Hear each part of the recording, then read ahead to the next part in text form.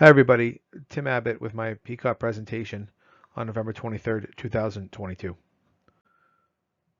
My question was, does delayed door-to-balloon angioplasty time influence a patient's activity tolerance post-STEMI?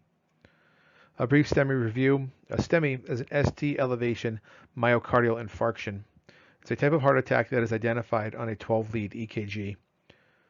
STEMI causes reduced blood flow to heart muscle, resulting in damage or muscle death. The photo here shows a one lead of a 12-lead EKG and what EMS personnel, nurses, and physicians look for when diagnosing a STEMI. What you see here is just one section of one lead of a patient having a STEMI.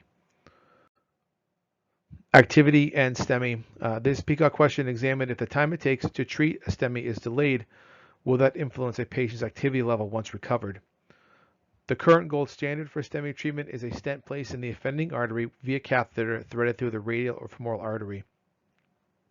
Delaying the time it takes to restore blood flow to tissue can result in poor patient outcomes, poor activity tolerance, or even death. To analyze this, two populations need to be studied. Patients who have had a STEMI and experienced a delayed door-to-balloon time, and patients who had a STEMI and had an expedited door-to-balloon time. The clinical problem. Martin et al. 2020 stated that first responders and emergency nurses face barriers to getting patients from their home or emergency room to the cath lab.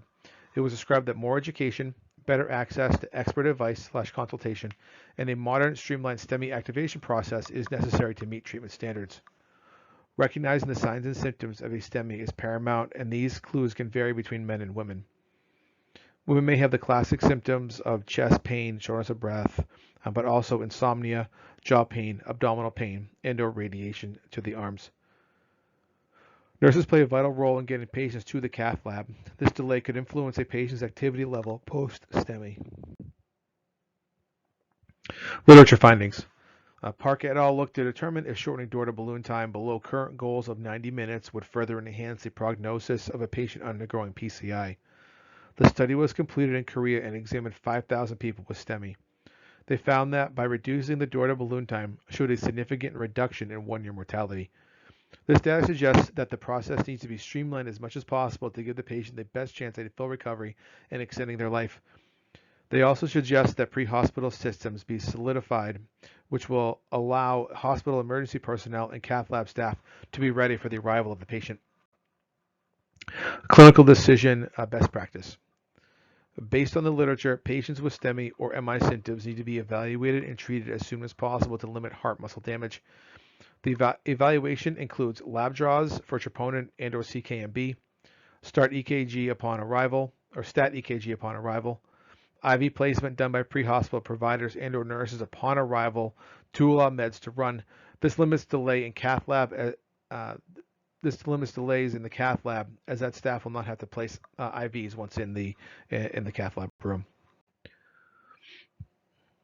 Plan to implement continue. The researcher would utilize the Johns Hopkins evidence-based practice model, which asks the following: identify the question, determine best evidence to answer the question, translate this evidence into practice, and utilize a questionnaire that discusses the circumstances around their post-STEMI physical activity.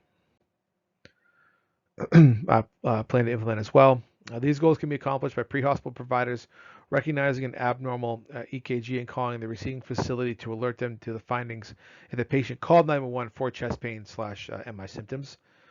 ER nurses and providers prioritizing the patients and alerting the cath lab provider and staff to an incoming STEMI. This allows them to prepare the cath lab for PCI as soon as practicable. ER provider putting quote-unquote eyes on the patient upon arrival, much like a stroke patient going to CT. This allows a minimal delay for the patient to get to the cath lab or orders to be entered. As mentioned before, education for pre-hospital and ER staff, signs and symptoms for possible STEMI, who is to be alerted and when, door-to-balloon time goals, and data being posted about recent door-to-balloon times. Thank you all for listening, and have a wonderful day.